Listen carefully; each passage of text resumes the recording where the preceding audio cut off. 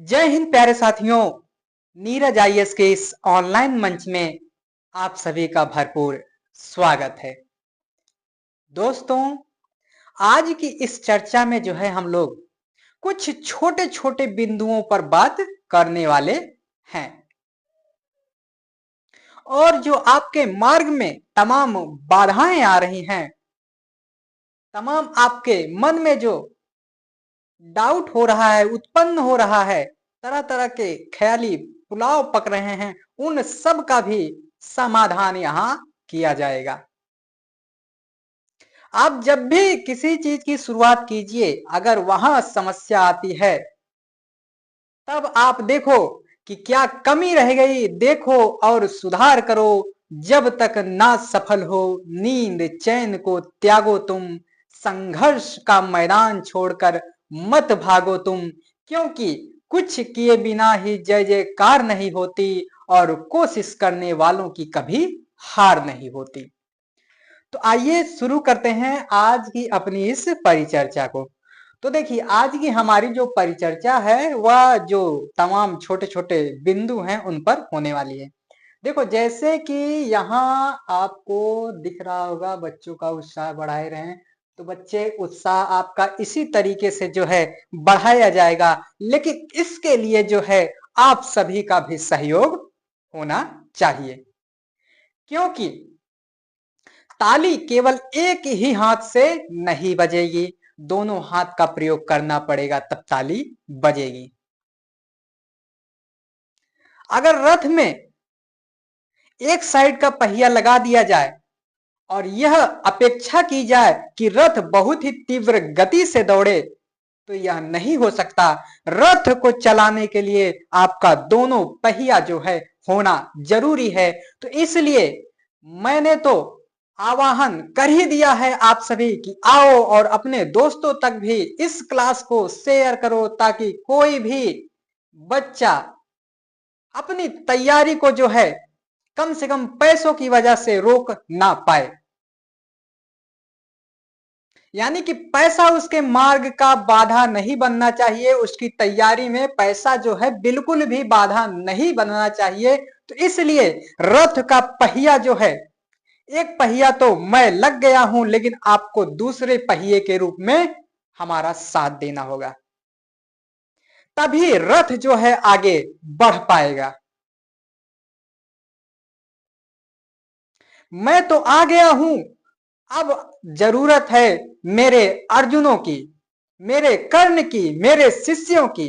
तो इसलिए हे विद्यार्थियों, आओ और हमारा साथ दो, तभी यह जो है कारवां एकदम विस्तृत और विस्तार तरीके से चलेगा।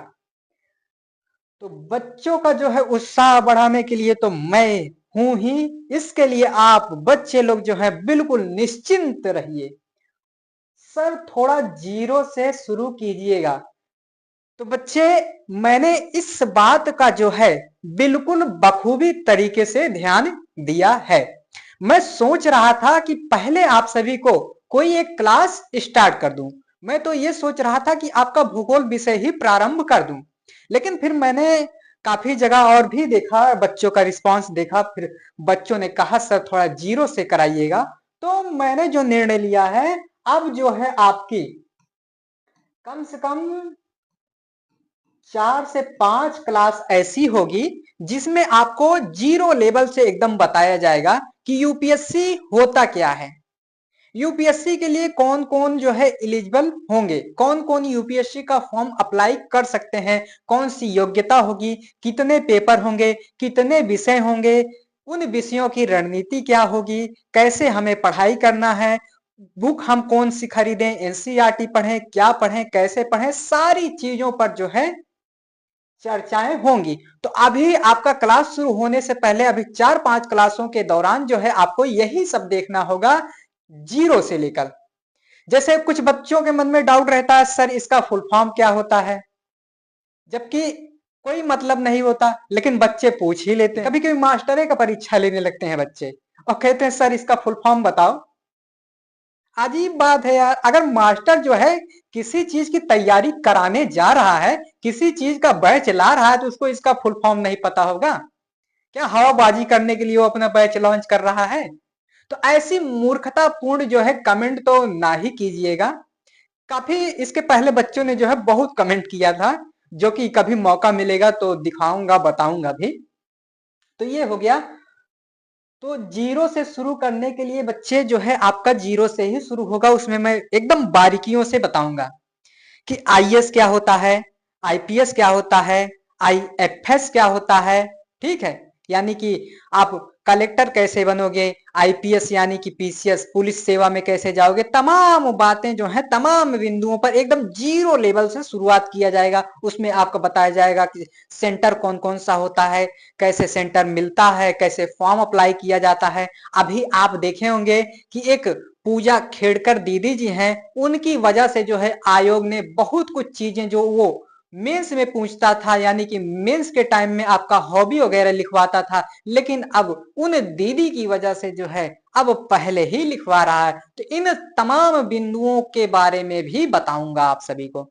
तो 4 से 5 क्लासें आप सभी की इसी पर होंगी कि यूपीएससी होता क्या है, यूपीएससी की संपूर्ण जानकारी, संपूर्ण चर्चा, संपूर्ण सिलेबस, एक सही रणनीति। क्योंकि बिना रणनीति के आप कुछ भी नहीं कर पाओगे। अगर रणनीति हो, अब देखो एक बात आपको देखनी है कि महाभारत का युद्ध होने के लिए मतलब शुरू हो गया और ये होने लगा कि कौन शस्त्र उठाएगा कौन नहीं उठाएगा, तब तक केशव ने कह दिया कि मैं शस्त्र उठाऊंगा ही नहीं।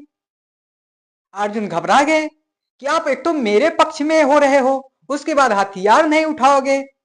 तो श्री कृष्ण कहते हैं कि केवल अस्त्र और शस्त्र के बलबूते रण संग्राम नहीं जीता जा सकता, उसके लिए एक रणनीति होनी चाहिए। तो हे अर्जुन, तुम अस्त्र शस्त्र चलाना और मैं तुम्हारा रथ चलाऊंगा। तो बिना रणनीति के कुछ भी संभव नहीं है, तो इसलिए आपको रणनीति की आवश्यकता पड़ने वाली है। तो ये जो है आपका इतना हो गया। फिर उसके बाद देखो, हेलो सर हमको भी यूपीएससी करना है, इनको जवाब भी मिला था, जवाब खुलेगा नहीं यहाँ। तो देखो आपको यूपीएससी करना है तो हमारा जो बैच है यूपीएससी का भी है, इधर पीसीएस का भी है, फिर उसके बाद आपका आरओ, एआरओ और पीसीएस, इसमें दोनों समाहित है। तो ये तीनों बैच है, इन तीनों बैच के साथ आप बच्चे तैयारी कर सकते हो। और उसके बाद इन तीनों बैच के साथ तो आप तैयारी कर ही सकते हो। तो इसमें आपको अगर यूपीएससी से जाना है तो यूपीएससी वाला बैच आप निरंतर देखिए, निरंतर आप क्लासें करिए। उसके बाद देखो पीसीएस अगर आपको करना है तो पीसीएस वाला हमारा बैच ले लो। और देखो एक आपके लिए खुशखबरी और हो गई है कि एनसीईआरटी वाला भी बैच आपका फ्री हो गया है। एनसीईआरटी वाला भी बैच आपका जो है फ्री हो गया है। ठीक है, एनसीईआरटी का भी जो बैच है आपका, ये भी आपका फ्री हो गया है। ठीक है, एनसीईआरटी का भी बैच आपका फ्री हो गया है। तो देखो बच्चों, आप सभी को जो है कहीं भटकने की आवश्यकता नहीं है। तो मैंने कहा ना, सबसे पहले मैं जिस चीज की भी शुरुआत करूंगा, चाहे मैं पीसीएस शुरुआत करूंगा तो पीसीएस से मैं जीरो लेवल से शुरुआत करूंगा कि फॉर्म कैसे भरता है, फॉर्म किस महीने में आता है, सेंटर कहाँ कहाँ जा सकता है, कैसे रहता है, क्या रणनीति होनी चाहिए, सिलेबस क्या है, भूगोल का सिलेबस क्या है, पीटी का सिलेबस क्या है, मेंस का सिलेबस क्या है, इंटरव्यू का सिलेबस क्या है, तथा अन्य जो तमाम और भी बातें होती हैं, सब चीजों को जो है एकदम विस्तृत और बेहतर तरीके से बताने का प्रयास किया जाएगा। तो ये हो गया। तो आप जिस भी परीक्षा की तैयारी करना चाहते हैं, हमारा बैच आ रहा है। और पहले मैंने बता दिया कि मैं जो भी बैच आरंभ करूंगा उस बैच में आपको जो है सबसे पहले यही 4-5 क्लास मिल लेंगे कि पेपर कैसे होता है या तैयारी कैसी होती है या होता क्या है, यूपीएससी होता क्या है। इस तरीके से आपको जो है चीजें बताई जाएंगी, समझाई जाएंगी। तो ये आप निश्चिंत हो जाइए बच्चे, आपको निरंतरता बनाए रखनी है। मैंने आपसे कहा था जैसे आप यूपीएससी कर रहे हो तो ये हमारा थोड़ा लंबा चलेगा, काहे से कि अगर ये कोई छोटी मोटी परीक्षा तो है नहीं। इसके लिए आपको जो है थोड़ा लंबा टाइम देना पड़ेगा, क्योंकि अगर छोटा मोटा होता तो हो जाता, आसानी से हो जाता।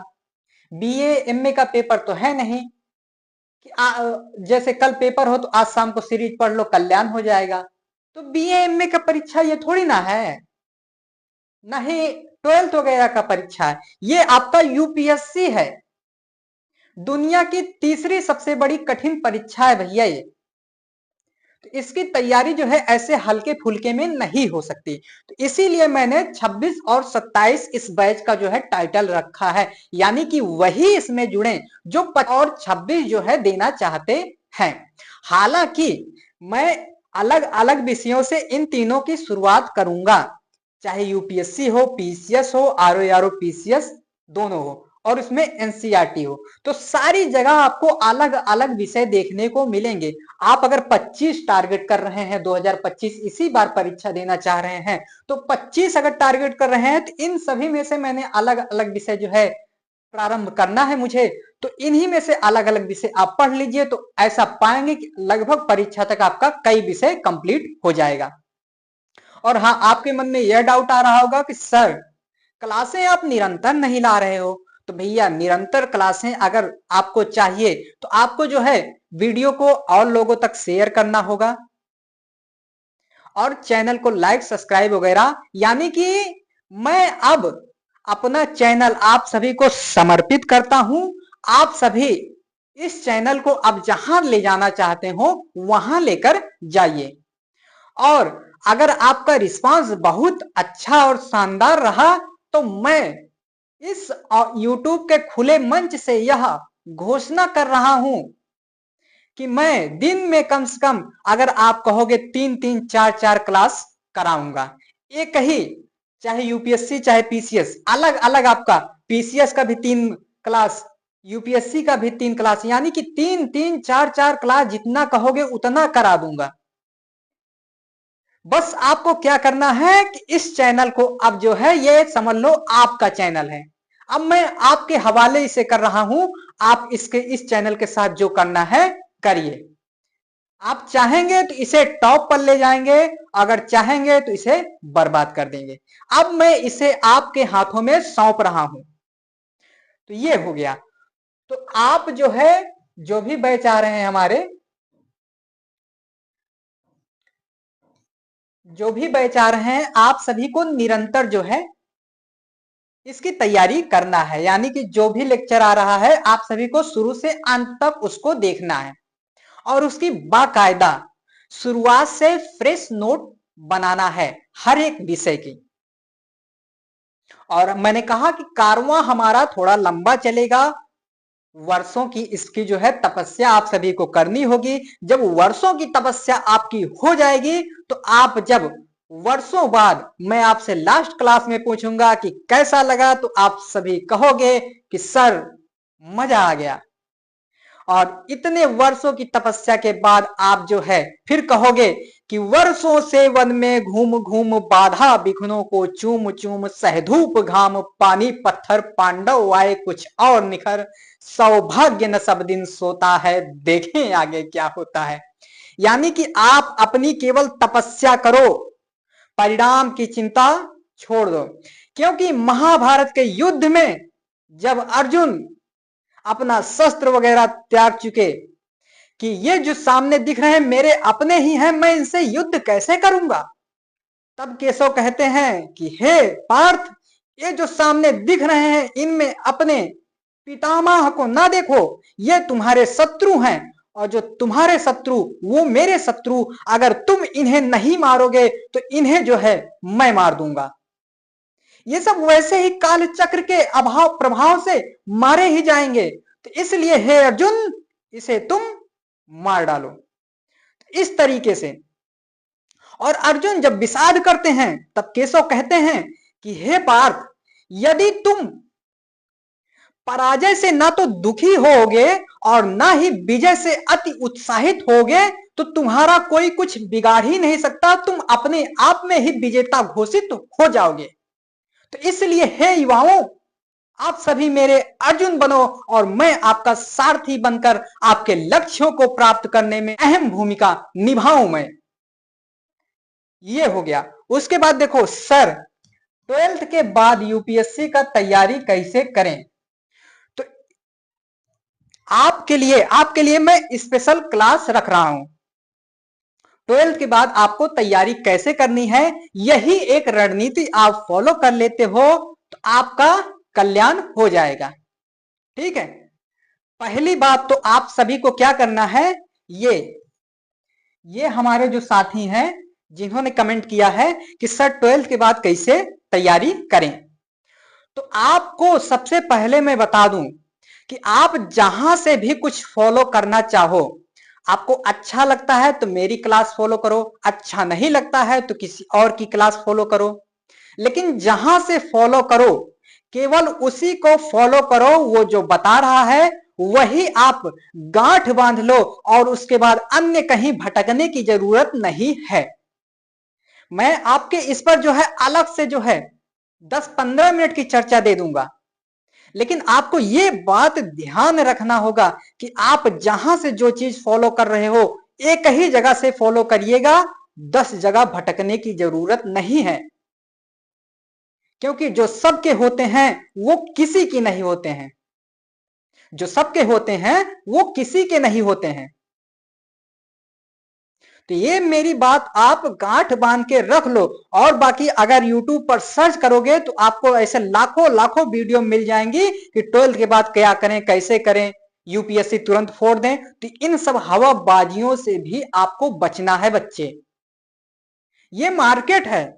ये बात हो गई। अब आइए बात करते हैं कि जो है 12th के बाद यूपीएससी कैसे करें। तो ये आपका लगा हुआ है कि 12th के बाद जो है यूपीएससी कैसे करें। ठीक है, 12th के बाद यूपीएससी जानकारी करो कि आपकी रुचि क्या है। अगर देखो आप 12th के बाद यूपीएससी में नहीं जाना चाहते या किसी और, इसके पहले मैं आप सभी को यही बता दे रहा हूं कि 12th के बाद आपको क्या करना है। तो सबसे पहले तो आप अपनी इच्छा देखो, आपका मन क्या है, आपका रुचि क्या है, आपको अच्छा क्या लगता है। जो चीज अच्छा लगे, जो आपको मन भाए, वही चीज आपको करो। ठीक है, वही चीज आपको करना है। अगर 12th के बाद बीए अच्छा लगता है तो बीए करो, बीकॉम अच्छा लगता है तो बीकॉम करो, या और भी जो होता है अन्य तैयारियां होती हैं उसको करो। तो मैं इस पर जो है मुख्यतः यूपीएससी पर बात करूंगा।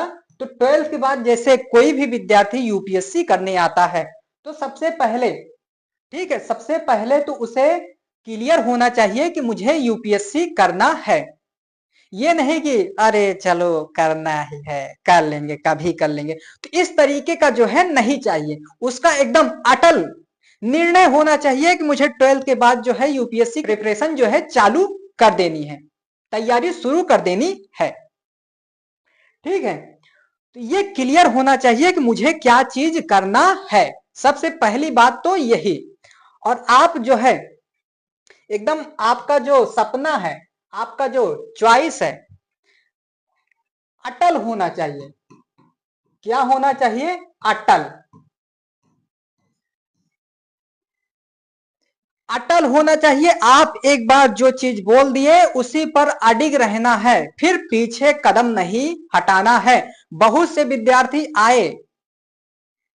आए बहुत अच्छी तरीके से तैयारी की, लेकिन बीच में ही छोड़ के भाग गए, मैदान छोड़ दिया।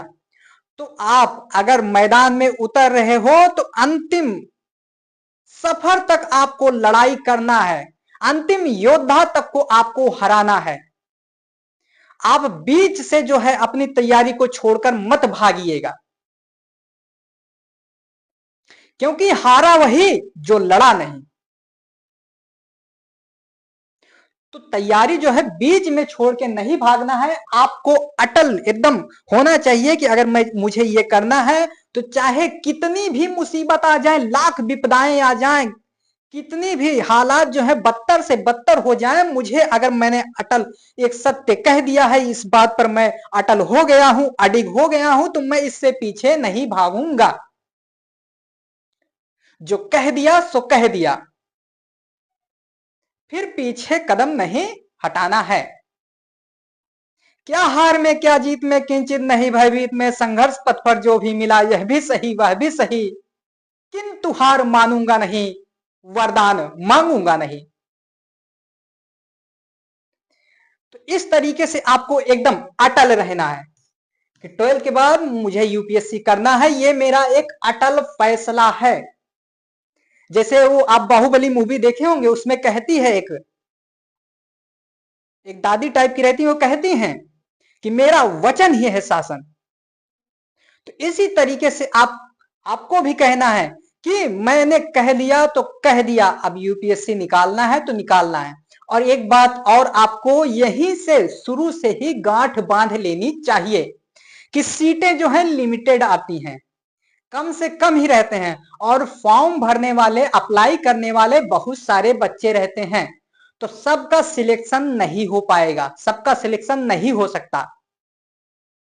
सिलेक्शन उसी का होगा जो शुरू से अंत तक डटा रहा, जिसने चीजों को जो है कभी स्किप नहीं किया, जिसने निरंतर कक्षाओं को किया, जो दिन रात लगा रहा कि एक दिन जो है इस सिचुएशन से मुझे निकलना है, इस परिस्थिति से मुझे आगे बढ़ना है, मुझे गरीबी की जंजीर को तोड़कर आगे बढ़ जाना है, मुझे बहुत से युवाओं का प्रेरणा स्रोत बनना है। तो इस तरह का जब आपके अंदर विचार रहता है तो आपकी तैयारी एकदम शानदार तो होती ही होती है, और आप पाते हैं कि आपने अपने लक्ष्य को भी प्राप्त कर लिया। तो अटल होना चाहिए, और एक बात आपको ध्यान होना चाहिए कि सबका सिलेक्शन नहीं होगा। ठीक है, यहां मैं कट कर दे रहा हूं, सबका सिलेक्शन नहीं होगा। सिलेक्शन उसी का होगा जो एकदम मेहनत ईमानदारी से हर पल डटा रहा, जिसने ना तो जाड़े का परवाह किया, ना तो गर्मी का परवाह किया, ना तो बरसात की परवाह की, और हमेशा निरंतर डटा रहा, उसी का सिलेक्शन होगा। तो ये हो गया। आगे और भी जो बातें हैं मैं आपको बताऊंगा। देखो, कोई कोई बच्चे कहते हैं मैं छोटे शहर से हूं, कॉलेज अच्छा नहीं है, मैं गरीब हूं। सबसे पहले तो इसको आप अपने दिमाग से तुरंत निकाल दो कि मैं गरीब हूं, ये आप जो है तुरंत निकाल दो, क्योंकि अगर सोच ही घटिया रही तो मंजिल भी घटिया ही मिलेगी। क्योंकि कहा भी गया है कि निशाना लगाना है तो सूर्य पर लगाओ, चंद्रमा पर लगाओ, अगर निशाना चूक भी गया तो तारों पर तो लगना ही लगना है। ये कहा गया है, ये सत्य है। निशाना लगाना है तो चांद पर लगाओ, सूर्य पर लगाओ, अगर निशाना चूक भी गया तो तारों पर तो लगेगा ही लगेगा। तो इसलिए इस मानसिकता को तुरंत त्याग दो। हमेशा बड़ा सोचो, हमेशा कुछ अच्छा करने का सोचो, हमेशा पॉजिटिव सोचो। ये चीज आपको ध्यान देना होगा। उसके बाद देखो, मेरा कॉलेज अच्छा नहीं है। कॉलेज देखो, जब डॉक्टर भीमराव अंबेडकर ने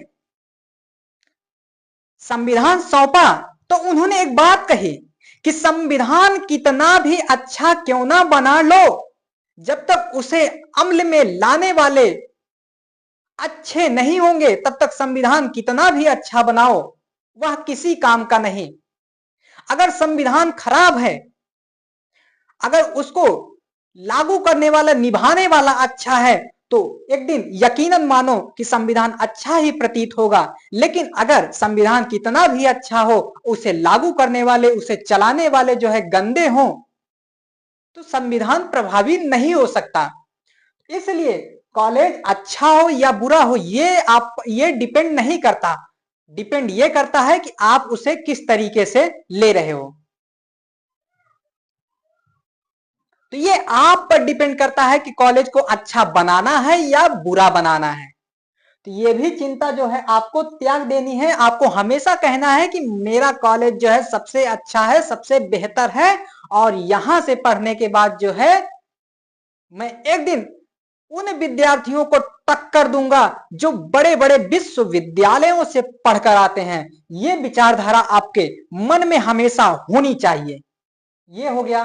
मैं छोटे शहर से हूं, तो छोटे शहर से क्या मतलब है तुम्हारी पढ़ाई का? गरीब होने से तुम्हारी पढ़ाई का क्या मतलब है? कॉलेज अच्छा नहीं होने से तुम्हारे पढ़ाई का क्या मतलब है? कोई मतलब नहीं है। ये फालतू की हवाबाजी है। ये तुम अपने दिमाग को बस फालतू का याद दिलाते रहते हो कि मैं ये हूं, हमेशा रोते रहते हो। तो ये रोना धोना जो है आपको बंद करना होगा। क्योंकि देखो, सीटें लिमिटेड हैं। तू नहीं तो कोई और सही, कोई और नहीं तो कोई और सही। ठीक है, तू नहीं तो कोई और सही, यानी कि अगर तू उसके लायक नहीं है तो कोई और तो उसे ले ही जाएगा। कोई और नहीं तो कोई और सही, तो तू लायकदार नहीं है तो दूसरा तो उसे ले ही जाएगा। तो ये आप ध्यान रखो। तो ये सब जो है, ये सब आपको पॉजिटिव सोचना है कि मैं छोटे शहर से हूं तो क्या हुआ, एक दिन मैं ऐसा मिसाल बनूंगा कि लोग देखकर दंग रह जाएंगे। और मेहनत इतनी खामोशी से करना मेरे बच्चों, कि मेहनत इतनी खामोशी से करना कि आपकी सफलता जो है शोर मचा दे। लोग ऐसे आपको देखकर दंग रह जाएं कि ये ऐसे कैसे कर सकता है, इसके तो बस का ही नहीं था लेकिन इसने कैसे कर दिखाया। ये चीज आपके मन में हमेशा चलनी चाहिए। ये सब आप पर डिपेंड नहीं करता, ये सब आप पर अप्लाई नहीं होना चाहिए। ये अपने मन से कह दो कि हे मन, इन बहानों में मुझे मत उलझा। कॉलेज अच्छा नहीं है तो तुम उसे अच्छा बनाओ। दिखला दो सबको कि कॉलेज अच्छा नहीं है, लेकिन वहां का जो विद्यार्थी है उसी कॉलेज से पढ़कर विद्यार्थी आज जो है देश दुनिया में अपना नाम रोशन कर रहा है। इस तरीके का जज्बा आप में होना चाहिए। ये हो गया। उसके बाद देखो, आगे जब बढ़ेंगे तो आगे एक रणनीति आपको बनानी पड़ेगी। रणनीति कैसी होनी चाहिए? तो रणनीति अभी मैंने कुछ देर पहले आपको बताया कि अर्जुन एकदम हार के कगार पर खड़े हैं, शस्त्र वगैरह त्याग दिए हैं। तब उन्हें केशव कहते हैं, भगवान श्री कृष्ण कहते हैं कि पार्थ, इन सभी ख्याली पुलावों को जो है पकाना बंद करो और तुम्हारा कर्तव्य है, तुम्हारा धर्म है युद्ध करना, शस्त्र उठाना। तो इसलिए तुम्हारा कर्म और धर्म है युद्ध करना। परिणाम क्या हो रहा है, इससे तुम्हारा कोई भी लगाव नहीं होना चाहिए। तो ये चीज आपको ध्यान में रखनी होगी।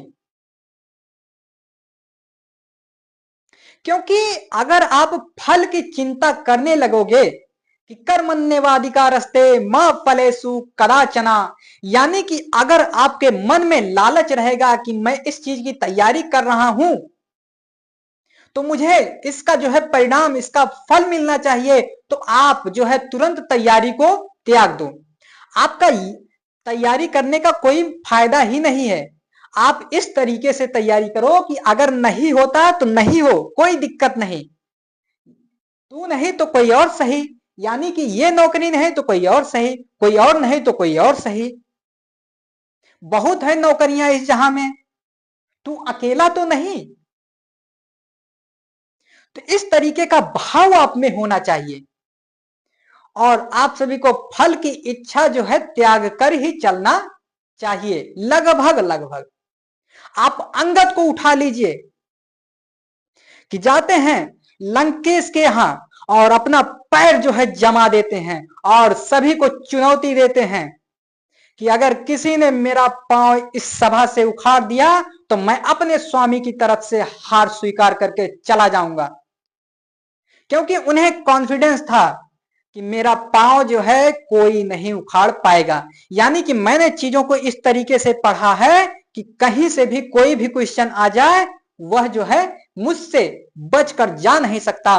तो इसलिए इस तरीके का जो है कॉन्फिडेंस तभी आएगा जब आपने चीजों को जो है शुरू से लेकर अंत तक तैयारी किया हो। ये हो गया। उसके बाद देखो, अब देखो आपको टॉपर्स लोग जो हैं कहेंगे, टॉपर्स कहेंगे या कुछ और भी हैं मार्केट में, सभी कहेंगे कि ये चीज कर लो, वो चीज कर लो, ऐसा कर लो, ऐसा कर लो। मैंने एनसीईआरटी नहीं पढ़ा, मैंने न्यूज़पेपर नहीं पढ़ा। अगर आप ए टू जेड अगर सब में निकालते चले जाओ तो कोई टॉपर ऐसा कहे रहेगा कि मैंने करंट अफेयर नहीं पढ़ा, कोई टॉपर कहेगा मैंने जो है ऑप्शनल नहीं पढ़ा, कोई टॉपर कहेगा मैंने जीएस नहीं पढ़ा, कोई टॉपर आपको कहेगा कि मैंने एनसीईआरटी छोड़ दी, कोई टॉपर कहेगा कि स्टैंडर्ड बुक छोड़ दी। तो आप जितने भी लगभग लगभग वीडियो देखोगे सब में उन्होंने कोई ना कोई एक बिंदु छोड़ा हुआ है, और आप सब इकट्ठा करते हो तो ऐसा प्रतीत होगा कि उन्होंने कुछ पढ़ा ही नहीं, उनका तो बस ऐसे हवा में ही हो गया। तो ये सब बिल्कुल हवाबाजी है। इन हवाबाजियों में आप सभी को नहीं आना है, इन हवाबाजियों से आपको दूर रहना है, ऐसी हवाबाजियों अफवाहों से आपको बचकर रहना है। आपको चीजों को जो है अच्छी तरीके से विधिवत तरीके से पढ़ना है। अभी आपके मन में डाउट आ रहा हो कि सर अभी बताए नहीं आप जिस विषय पर आप बोल रहे हो, तो मैं अभी धीरे धीरे चलकर बताने ही वाला हूं कि आप फर्स्ट ईयर में क्या करेंगे, सेकेंड ईयर में क्या करेंगे और थर्ड ईयर में क्या करेंगे। तो देखो, टॉपर लोग कहेंगे और भी लोग कहेंगे सोशल मीडिया पर, और मैंने शुरुआत में ही कह दिया कि आप चाहे जहां से फॉलो कर रहे हो तो केवल एक ही जगह से फॉलो करना, एक ही टीचर को फॉलो करना जो विषय से संबंधित हो। फालतू की बहुत सारी हवाबाजियां होती हैं, और मार्केट का जो एल्गोरिदम चल रहा है यूट्यूब वाला कि थंबनेल में कुछ और दिखाया रहता है, अंदर कंटेंट कुछ और रहता है, तो ये आप सभी को भ्रामकता फैलाया जाता है। इन सबसे आपको बच कर रहना है, एक ही को फॉलो करना है, एक ही जगह से आपको पढ़ाई करनी है, चाहे जहां से। मैं ये नहीं कहता कि मुझे ही फॉलो करो, चाहे जहां से फॉलो करना, लेकिन एक ही को फॉलो करना। ये बात आप गांठ बांधकर नोट कर लो। दीवार अगर हो तो वहां बड़े से अक्षर में लिख के जो है चिपका दो। और कुछ लोग बताएंगे कि बड़ा स्मार्ट तरीके से ऐसे बढ़ा जाता है, वो सब घटिया नीति है, उन सभी में आपको पढ़ने की आवश्यकता नहीं है। मार्केट में बहुत सी हवाबाजियां हैं, उन सभी हवाबाजियों से आप सभी को बचना है। और उससे बचाएगा कौन? तो मैं बचाऊंगा, लेकिन बचाऊंगा कब? जब आप मुझ पर विश्वास करेंगे, मेरी संस्था पर विश्वास करेंगे, तब केशव की तरह तुम्हें बचाने आऊंगा। हे मेरे अर्जुन, बस तुम रण कौशल के लिए तैयार हो जाओ। ये हो गया, ये यहां लिख भी दिया है मैंने, किसी एक जगह से अनुसरण करना यानी कि चीजों को पढ़ाई करना केवल हवाबाजी है। ये सब चीजें जो है हवाबाजी है, इन सभी हवाबाजियों से बचकर रहना है। उसके बाद देखो, जैसे ही आप 12th पास कर लेते हो, अब कुछ बच्चों के मन में डाउट होगा कि सर 12th के पहले यानी कि 12th में रहते हुए भी तैयारी कर लूं, या आप 11वीं में हो तैयारी करना चाहते हो, तो मैं कहूंगा कि अभी जो आपकी जिंदगी है आराम से जी लो। अभी फालतू का अपने ऊपर बोझ प्रेशर मत डालो।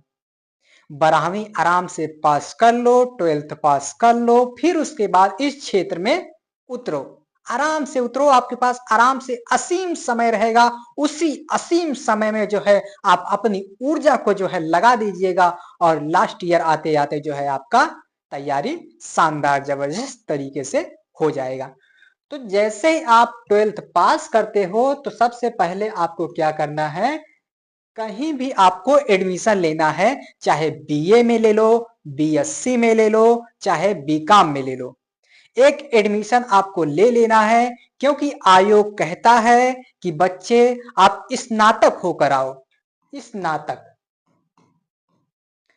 यानी कम से कम बीए लेवल की परीक्षा पास करके आओ, तभी आपको जो है मौका दिया जाएगा, वरना आपको बाहर कर दिया जाएगा। तो सबसे पहले तो आपका जरूरी है स्नातक। अब इसमें भी चाहे आप पहले डिवीजन से पास रहो, चाहे सेकंड से, चाहे थर्ड से, बस आपको पास होना चाहिए, आप यूपीएससी के लिए जो है एलिजिबल हैं।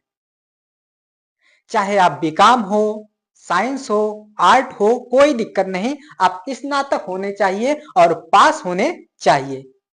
तो सबसे पहले आपने लिया एडमिशन, अब मैं बीए को ही आधार बनाऊंगा।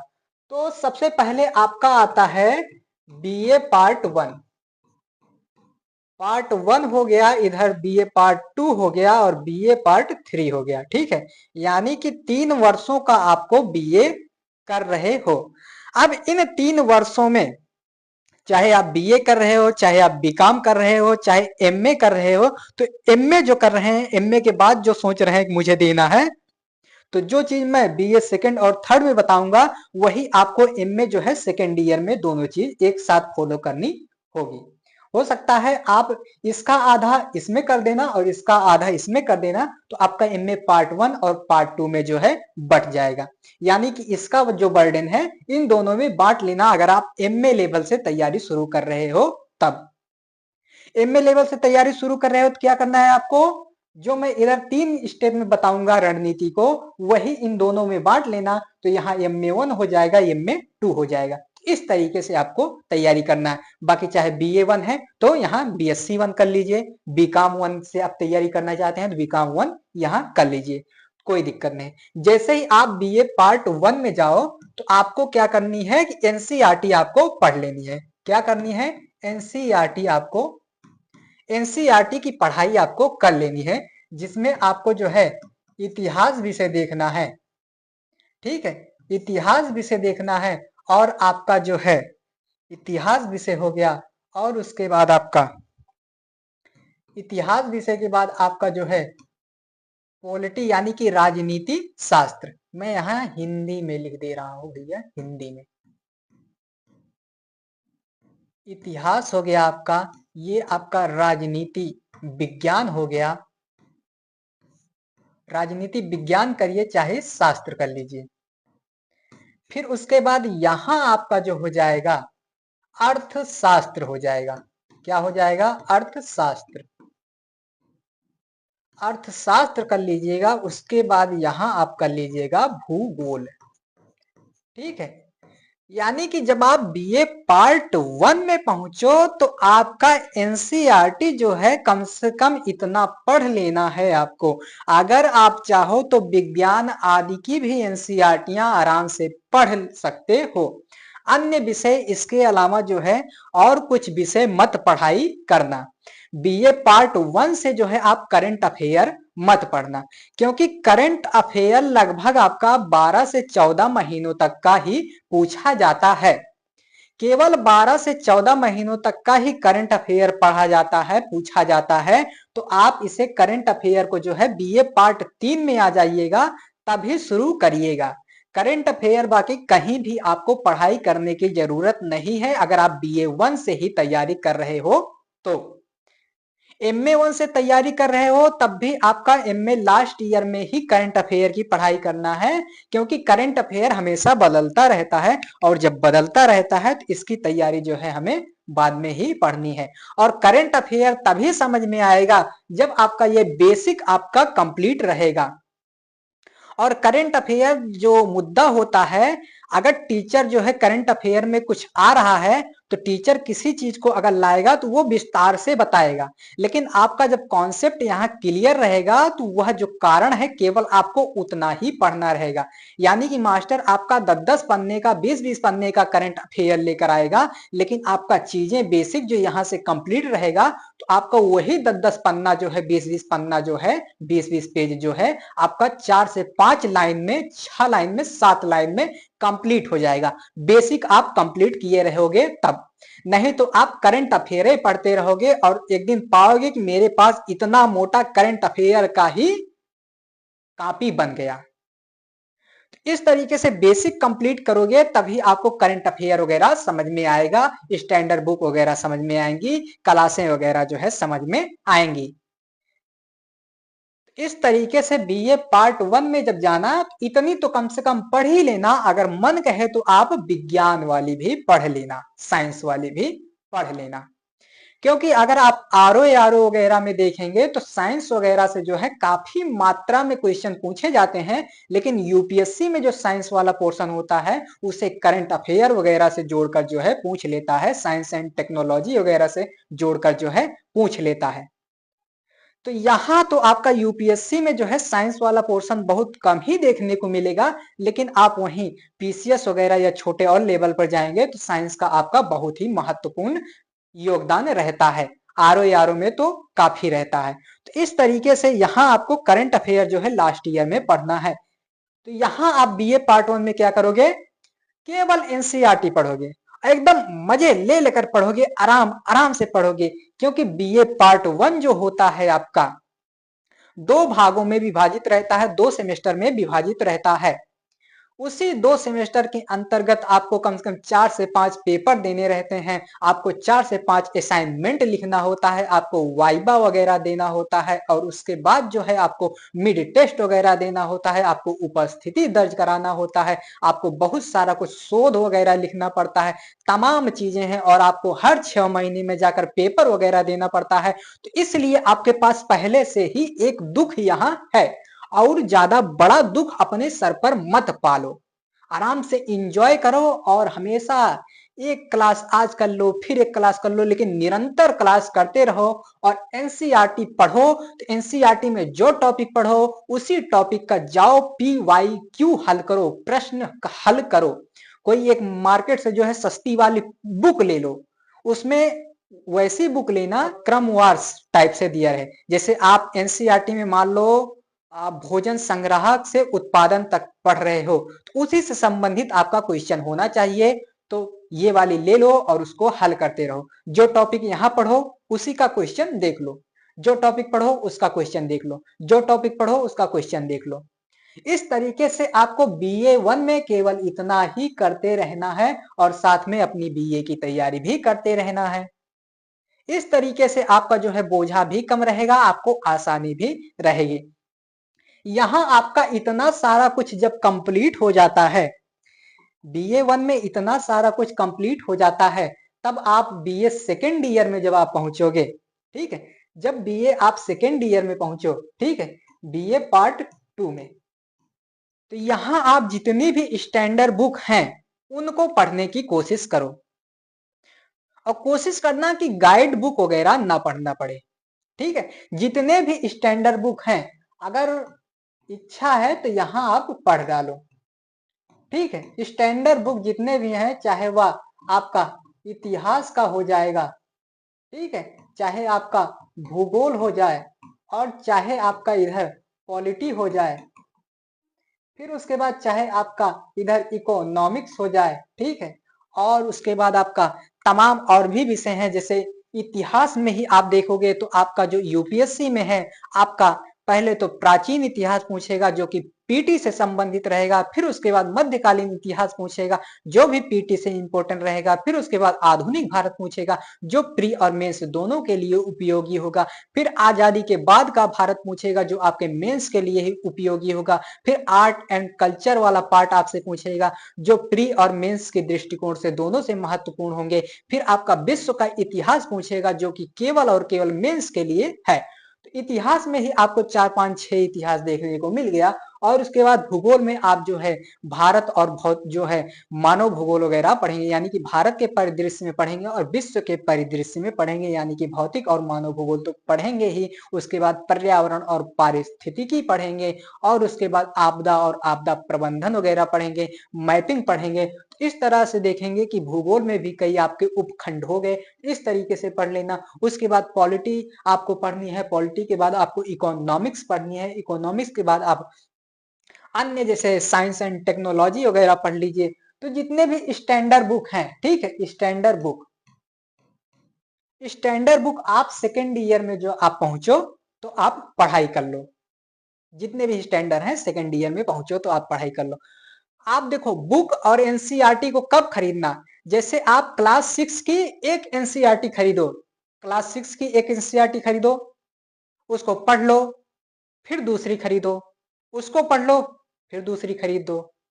स्टैंडर्ड बुक में आप आ जाओ, एक पढ़ लो अच्छे से, तब दूसरी खरीदना, दूसरी अच्छे से पढ़ लो, तब तीसरी खरीदना, तीसरी अच्छे से पढ़ लो, तब चौथी खरीदना। तो इस तरीके से आपको जो है खरीदना है, पढ़ना है। ये नहीं कि आप जाओ मार्केट से बोरा में भर लाओ और उसके बाद अपने रूम की शोभा भर बना दो। इस तरीके से आपकी तैयारी ना हो पाएगी और वो अगर रूम की शोभा बन गई तो उसी तरीके से शोभा बनी रह जाएगी, आप उसे कभी पढ़ नहीं पाओगे। इसलिए एक किताब खरीदना, उसको कंप्लीट कर लेना, तब अगली खरीदना। तो इसको विधिवत तरीके से अच्छी तरीके से पढ़ पढ़ के नोट्स वगैरह बनाए रखना। यही अगर हो सके तो आप ऑप्शनल का भी आप तैयारी कर लेना, ठीक है, वैकल्पिक विषय जो आपका होता है ऑप्शनल, ठीक है, वैकल्पिक विषय वैकल्पिक विषय जो होता है, यहीं पर आप कोशिश करना कि वैकल्पिक विषय आपका लगभग लगभग आधा तो कंप्लीट हो जाए। आधा इधर कंप्लीट कर लेना, आधा बीए पार्ट 3 में कंप्लीट करना, ठीक है, आधा आधा ये हो गया। उसके बाद यहां आपको क्या करना है, बीए पार्ट 3 में आपको थोड़ा सा गाइडेंस लेना है, ठीक है, थोड़ा सा गाइडेंस आप ले लेंगे, ठीक है, थोड़ा सा आप गाइडेंस ले लेंगे और उसके बाद करंट अफेयर अपना पढ़ लेंगे। फिर उसके बाद आप तुरंत रण संग्राम में कूद जाइए, अस्त्र शस्त्र आपका सुसज्जित हो ही गया है, तुरंत मैदान में कूदिए और तलवारबाजी करके युद्ध को जीत जाइए। इतना कर लेते हो अगर आप ए टू जेड। अगर हाँ ये सब नहीं, जैसे एनसीईआरटी आपको अपने आप से समझ नहीं आ रही है तो किसी टीचर को ले लो, उससे कंप्लीट कर लो। जैसे मैं भी पढ़ा रहा हूं तो मेरी क्लास आप देख सकते हो एनसीईआरटी की, आपको किताब भी खरीदने की जरूरत नहीं पड़ेगी, सारी एनसीईआरटी मैं कंप्लीट करके दूंगा, आपको कुछ खरीदने की जरूरत नहीं है, बस खाली आपको नोट्स बनाना है और निरंतर कक्षाओं को करना है। आप साथ साथ बीए के साथ साथ तैयारी करो, कोई दिक्कत नहीं। तो यहाँ मैं कंप्लीट कराऊंगा, मेरी क्लास आराम से देखो, एकदम फायदेमंद होगी, एकदम बेहतर तरीके से पढ़ाया जाएगा। आप पीछे क्लास देख भी रहे हैं, जो आ रही हैं उनको देखो, समझो, तब बताओ। ये हो गया। उसके बाद ये सब तो मैं कंप्लीट करूंगा ही, यानी कि मैं जो बैच लेकर आया हूं उस बैच में सारा कुछ कंप्लीट करा ही रहा हूं। तो आप बीए सेकेंड ईयर में पहुंचना, मेरी इन क्लासों को देख लेना, और जो मैं क्लासें करा दूंगा ये हमेशा के लिए इंपॉर्टेंट रहेंगी। आपका थोड़ा बहुत इकोनॉमिक्स में होता है, ठीक है, इकोनॉमी जो होता है ये करंट बेस होता है, तो इसमें थोड़ा आपको करेक्शन करना पड़ेगा और उसके बाद नया करंट अफेयर पढ़ना पड़ेगा। बाकी यही जो 26-27 वाला बैच है ये आप 28, 29, 30 तक अगर सिलेबस नहीं परिवर्तित होता है तो आराम से देख सकते हो। बस आपको क्या करना है, आपको उसी आधार पर नया करंट अफेयर उसमें जोड़ते रहना है। बाकी फिर आपको कुछ भी नहीं बनाना है, नया नोट्स वगैरह कुछ भी नहीं बनाना है। एक बार बना लेते हो तो दोबारा आपको कुछ भी बनाने की जरूरत नहीं है। ये हो गया। बीए पार्ट 3 में आपको क्या करना है कि आधा ऑप्शनल, आधा आपने सेकेंड ईयर में ही कंप्लीट कर लिया, लेकिन थर्ड ईयर में आपको आपका ऑप्शनल जो है पूरी तरीके से कंप्लीट हो जाना चाहिए। और इसी में जितना आपने एनसीईआरटी पढ़ा उसको, और जितना आप तक स्टैंडर्ड बुक पढ़ा या लेक्चर वगैरह किसी का किया, तो वो सारा उसका जो है कंप्लीट नोट्स यहाँ आपका हो जाना चाहिए, ठीक है, अपने हाथ से लिखी हुई नोट्स, ठीक है, अपने हाथ का लिखा हुआ नोट्स जो है आपको यहाँ बना होना चाहिए। और सारी चीजें जो है एक दो बार आपका रिवाइज हो गई होनी चाहिए, यानी कि एक दो बार आपका रिवाइज होना चाहिए, ठीक है। यहाँ तो जैसे मैंने यहाँ बताया था प्रश्न का आप उत्तर करना, जैसे इतिहास पढ़ना, इतिहास में आप पाषाण काल पढ़ रहे हो तो पाषाण काल का कोई मार्केट से जाना, कम एकदम सस्ते वाली जो किताब होती है उसमें बस आप क्वेश्चन क्वेश्चन ले लेना, और वो भी टॉपिक वाइज, पाषाण काल, मध्य पाषाण काल, नवपाषाण काल, फिर सिंधु घाटी सभ्यता, फिर वैदिक एज, फिर उसके बाद 6ठी शताब्दी ईसा पूर्व, बौद्ध जैन तमाम और भी जो उभरी हुई हैं उनको, इस तरीके से टॉपिक वाइज आपको ले लेना है। और उसके बाद इसी में से जो आप पढ़ना उसी के क्वेश्चन को करते रहना, इस तरीके से हो जाएगा। तो यहाँ जब 3 तक आप पहुंचेंगे, बीए 3 तक पहुंचेंगे, तो आपका लगभग लगभग काफी कुछ कंप्लीट हो जाएगा। और यही आपको 3-4 रिवाइज कर लेना है, उसके बाद महासंग्राम में कूद जाना है। महासंग्राम में कूदने के बाद फिर आपका जो है जीवन धन्य हो जाएगा। और एक बात हमेशा याद रखना, चाहे कोई कितना भी कहे कि मेरे यहाँ पढ़ लो, मेरे यहाँ से ये होता है, ऐसा होता है, वैसा होता है, बहुत हवाबाजी होगी, लेकिन मेहनत जो है आपको करनी होगी। अगर आप मेहनत करते हो, कहीं से भी पढ़ते हो, आपका सिलेक्शन हो जाएगा। अगर मेहनत नहीं करते हो, गधा हो, तो आपको कहीं भी रख दो, कोई दिक्कत नहीं, आप गधा के गधा ही रहोगे। गधा को तो सब फालतुए में बदनाम करते हैं। गधा बड़ा सीधा जानवर है। अभी उसको देखो, सामान वगैरह जो है लाद दो, और एक दो बार उसको रास्ता दिखा दो कि इस रास्ते से आना है, इससे जाना है, उसके बाद आप जाओ वहां से लाद दो और दूसरी जगह वो जाकर खड़ा हो जाएगा ऑटोमेटिक, वहां उतार लो फिर ऐसे।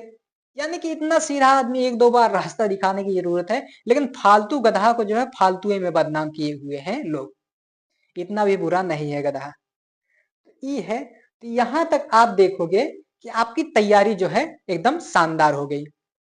इसी में आपको काफी चीजें कर लेना है और बाकी आप हमेशा लिखते रहिएगा। ठीक है, आप एनसीईआरटी के नोट्स बढ़िया प्रॉपर तरीके से बनाइएगा, शॉर्ट।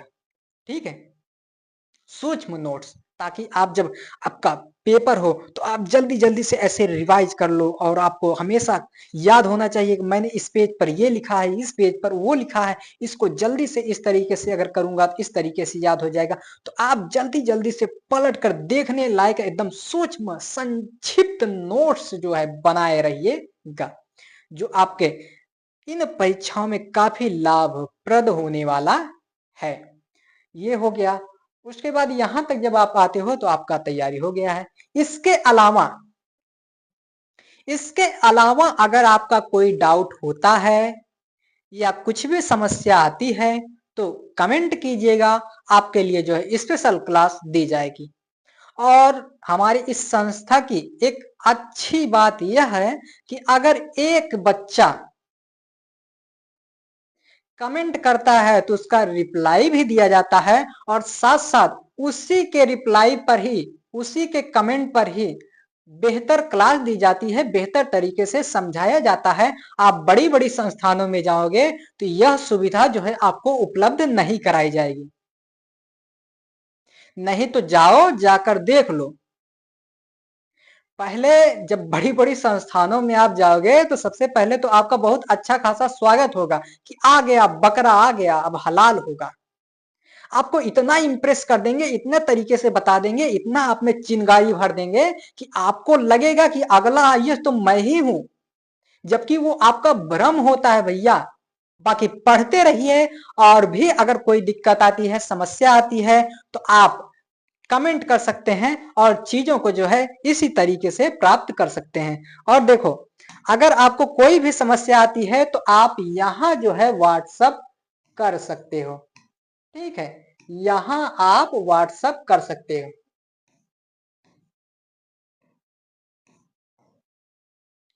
ठीक है, अगर आपको कोई भी समस्या आती है, कोई भी दिक्कत आती है तो यहां आपको क्या करना है, व्हाट्सअप करना है। ठीक है, अगर आपको कोई भी समस्या आती है, कोई भी दिक्कत आती है तो आप इस वाले नंबर पर जो है व्हाट्सअप कर कर भी अपनी समस्या को जो है पूछ सकते हो।